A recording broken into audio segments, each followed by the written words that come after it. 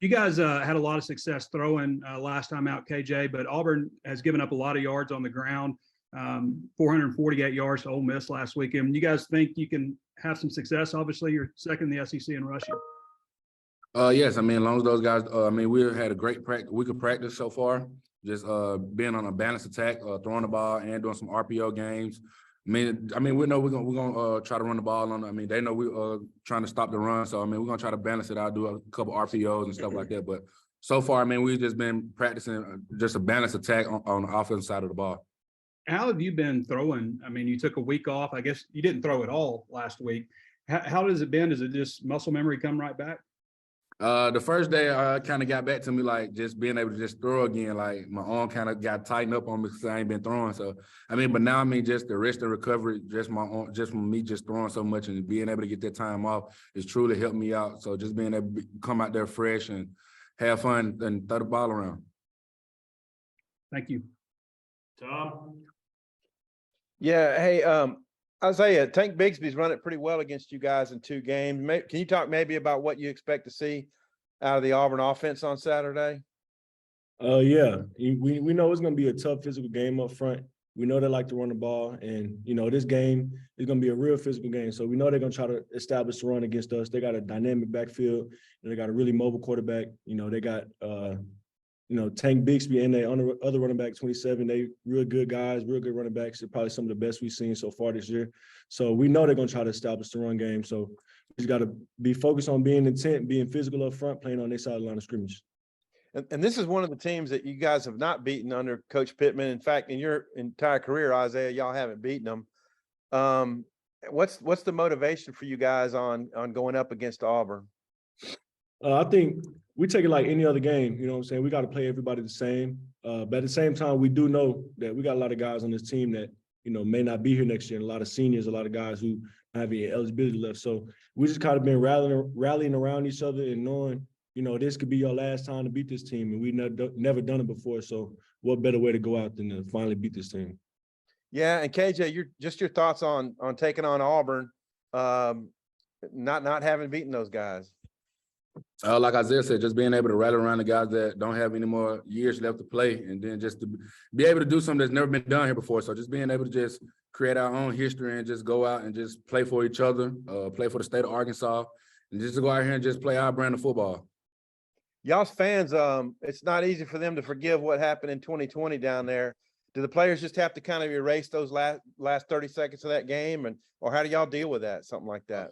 So we know what happened when we went down there. So I mean, everybody had that memory still in the back of their head. So this week, it's more personal than anything. We're taking it as a challenge, more personal. Try not to lead the game into the refs' hands. So we just want to come out and dominate and play our brand of football. Isaiah, your thoughts there? Yeah, the same thing. If we play our game, we play our brand of football and do what we're supposed to do, then there's no question about it, no options about it. We got to – that was 2 years ago. We flushed what that is, but at the same time, we remember what we're trying to accomplish now, and we want a different outcome this year than that year. So we just got to ball out, play our game, and we're going to be good. Hodge. Yeah, KJ, I know Warren Thompson may not have the season he's hoped for, but he's dealt with a little bit of an injury. I guess he had a discipline thing where he suspended the first half last game. How is he handling all this mentally? And do you think he's maybe in a good spot to finish the season strong? I do think he's in a great spot to finish the season strong. And mentally, he's still been the same guy.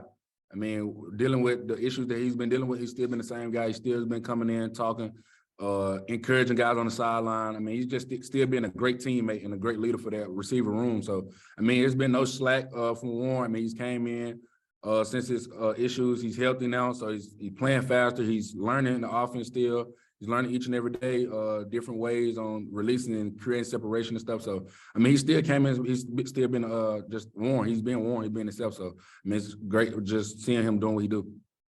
And Isaiah, I'm curious from your perspective, being a defensive guy, what makes Arkansas's run game effective? Like, what's challenging about defending y'all's run game?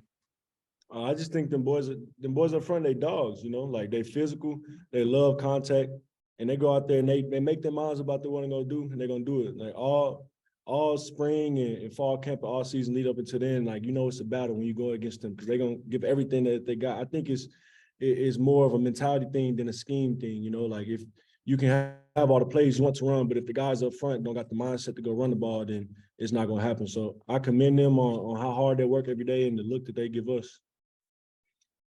Katie? Hey, Isaiah, could you talk about Sam Bakke and his transition from wide receiver to defensive back and what you've seen from him? Yeah, I think he's coming a long way. You know, obviously I don't know everything about technique and everything that goes on in the back end, but I remember when he told me he's coming to the dark side. You know, he's coming to the defensive side, and it's been a pleasure having him in the room. You stand on the sideline when he's out in practice, you see him making plays and he's flying around, being around the ball. It's enjoyable to see, you know, somebody come over to our side of the ball and embrace the culture that we have over here and embrace who we are as a defense. Thank you. Bob? Hey guys, hey KJ, you know that play you made against BYU where you broke 3, 4, 5, however many tackles it was, you rightfully get a lot of praise for that. But Trey, you know, worked his way open. You were able to find him for a nice gain. What do you remember about Trey doing on that play, and just what have you thought about his season? He's in the room right now, and that's why I'm laughing. But Okay. I thought it was a being bad able to, question. I mean, we always work quarterback. I mean, anytime the quarterback break the pocket, I mean, the first place to look is sideline. I mean, Trey was wide open, so he got quarterback friendly with me, and I just want to be able to give him a good ball, and the rest was history. I mean, he made a play. I mean, he's athletic. I mean, all I had to do was just make sure I gave him the ball, and he just handled the rest. So being able to be, just know football, great football IQ, just being able to get quarterback friendly when I broke outside the pocket. So. And what do you thought about his season? And you guys obviously have kept building rapport, you know, playing together now for a while. Just what do you thought about his season and the rapport you guys have now? I mean, just Trey. I mean, he's very smart, very talented. I mean, he has a great football IQ. He knows the game. He studies the game. I mean, he's a student of the game. So anytime, and he transition from receiver to tight end and just embraced each and every moment of it. So just being able to have a guy like that that embraces each and every practice, embraces us as teammates, and also to be a leader in that tight end room. It just shows just volume and just the value that he has to this team and the things that he can do. And just, I mean, he has a high ceiling. And for both guys, I don't think we've had a chance to ask you about the open date. How beneficial was that for y'all physically, mentally, just getting that break? It was great just being able to just have some time off and just be able to rest my body and just recover and actually take a whole week off and to just not be able to just hit and focus on contact and everything. So just being able to just lay back and actually relax and just get our bodies and minds right and prep for a big game. Yeah, I would say the same thing. You know, this coaching staff, they made a big emphasis on taking care of our bodies.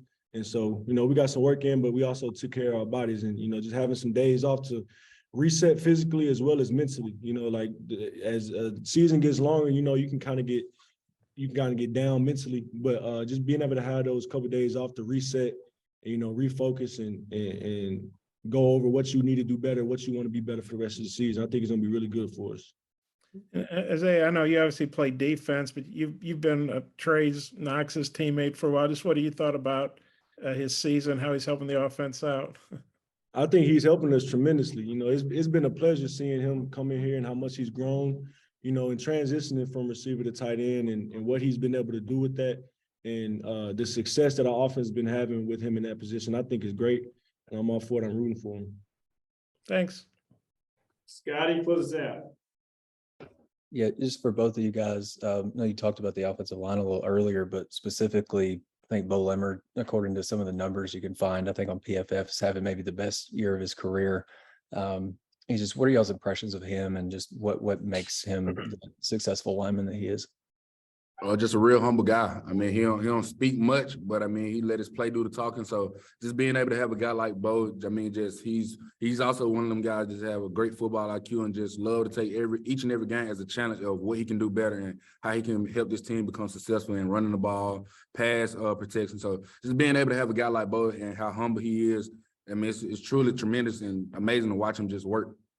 Yeah, I agree. You know, going against him every day, you know you're going to get a good look. You know, you're going to have to compete to win. You know, there's never a time where I'm over on that side and I'm just like, okay, you know, it's easy, you know, and you got to come in and work every day.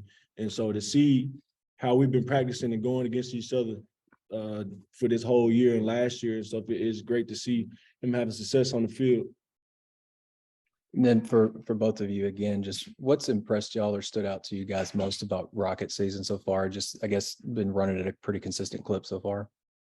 His maturity. I mean, he's matured in ways that I didn't think that he could be able to mature just from his freshman year to now. I mean, he's matured in tremendous ways, being able to just come in, keep just that dog mentality, just keep working hard. And now his opportunity, I mean, he's taking advantage of his opportunity right now and he's having fun with it. And shouts out the Rocket. So Yeah, I'll agree too. You know, part of that maturity is, you know, growing as a football player as well. You know, when he's on the field and defense on the sideline and you look up because the crowd's cheering, you see him running, you know, it's good to see him making those plays and growing as a player and becoming more of a veteran role on his team.